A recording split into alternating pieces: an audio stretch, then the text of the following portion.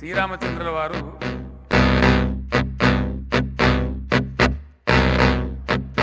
లంక మీదకి యుద్ధానికి పోయినారు. సీతమ్మని ఇంటికి తీసుకురావడానికి.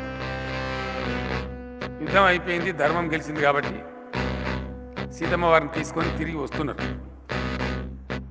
యుద్ధం జరిగేటప్పుడు అప్పుడు ధర్మయుద్ధం, గంట మోగితే ప్రారంభం చేయాలి, గంట మోగితే మళ్ళీ బంద్ చేయాలి. రోజు సాయంత్రం బంద్ చేసాం. సమీక్ష చేసుకునేది ఎట్లా ఉన్నారు, ఏమైంది.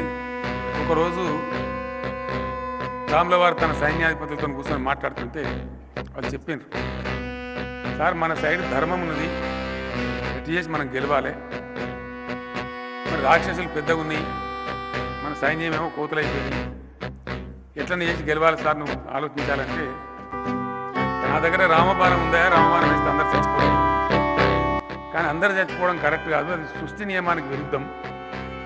ఏం చేయాలంటే నువ్వే దేవుడు, నువ్వు ఎట్లన్నా సంపాదించుకో, మొత్తం మీద మనం గెలిచినట్టు చేయమని చెప్తే శ్రీరాముల వారు ఆ బాణం తీసి రామబాణం వేసి రావణాసురునితో సహా మొత్తం చచ్చిపోయింది.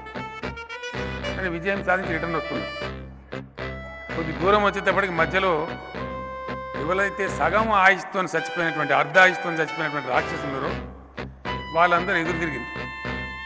అయ్యా శ్రీరామచంద్రమూర్తి, మరి నువ్వు రామబాణం వేస్తేవి, దాన్ని గౌరవించి మేమంతా చచ్చిపోతుంది, మరి మా సగం ఆయుష్ సంగతి ఏంది, ఏం పర్వాలేదు, కలియుగంలో మీరు ఊరుకో 4 చొప్పున కొట్టి మందిని మీకొని తినండి,